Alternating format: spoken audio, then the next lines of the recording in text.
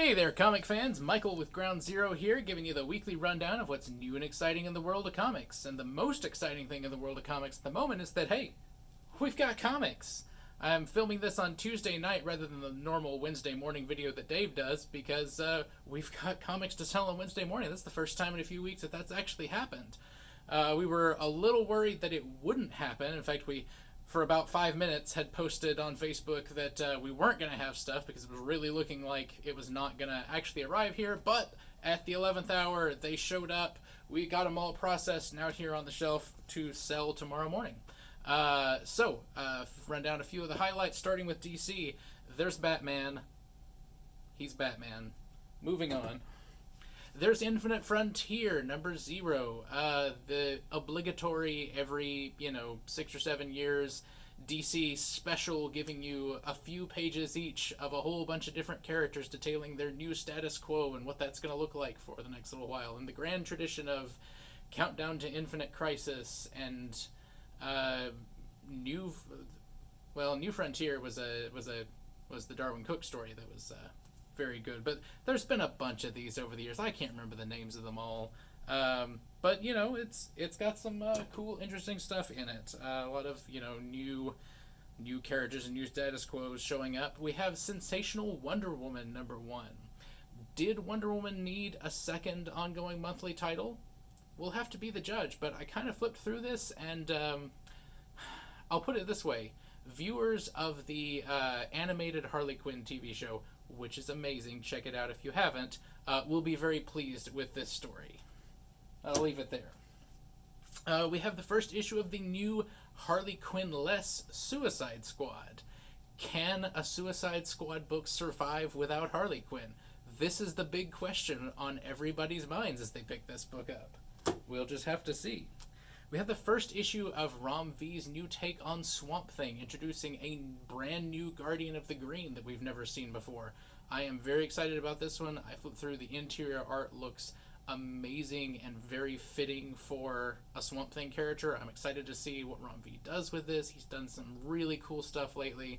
I loved his Future State Swamp Thing. I loved the last little bit of Justice League Dark that he took over before all the Future State stuff happened. He's a guy that I'm really watching, and so I'm really excited to see what he does with this book. On the Marvel front, we have not 1, not 2, not 3, not 4, but 5 King in Black titles. Oh, my books are all falling. We have 5 King in Black titles. We have King in Black Captain America. We have King in Black Gwenom versus Carnage, which, I mean, come on. This is like the coolest King in Black crossover. Second coolest. I'll get to that in a minute. It's Gwen Stacy Venom versus Mary Jane Carnage, but it's an actual part of ongoing continuity, not just a weird what-if story. How they managed to pull that one off, only people that have been reading Spider-Gwen for a couple years will actually know. We have the King in Black Handbook for those of you who just want, a short summarized Cliff Notes version of everything that's been going on to get easily caught up. Or if you just forgot a few things since the first issue came out. We got King in Black Thunderbolts. I don't know what the Thunderbolts are doing during King in Black. You'll have to read this and tell me. And then we have clearly the best King in Black crossover, the Wiccan and Hulkling special, everybody's favorite space husbands. Oh wait, they're only my favorite space husbands? Well, that's just because the rest of you don't read enough stuff with Wiccan and Hulkling. They're great. Then the last thing we have from Marvel is Demon Days X-Men, because we couldn't get by a week without having a cool X-Men title, and this is a very cool X-Men title. Kind of alternate reality, or maybe I haven't actually read it all the way to know what the deal is, but feudal Japan setting with kind of reimagined versions of the X-Men characters in that era. Peach Momoko doing the interiors. It looks gorgeous. This is totally one you need to be picking up. And then a couple of really cool indie offerings this week. Berserker from Matt Kent and Keanu Reeves. Everybody's been talking about this one.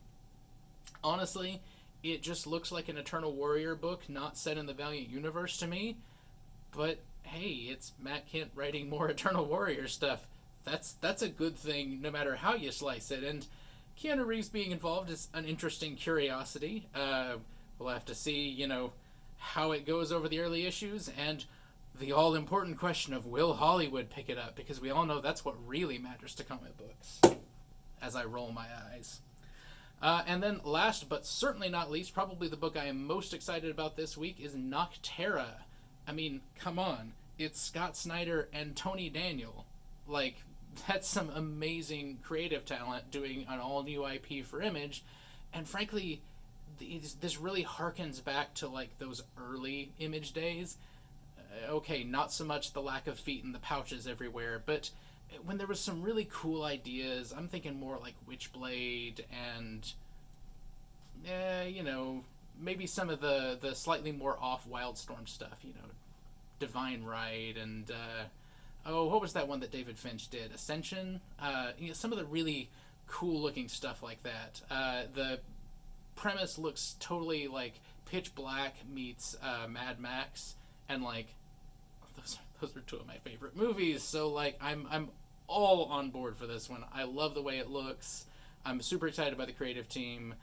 Definitely pick of the week for me. You've got to check this one out. That's all the major highlights. This stuff will be on sale at 10 a.m. tomorrow morning. We look forward to seeing you then. We're happy to have new comics on the shelf on a Wednesday morning. It's going to be great.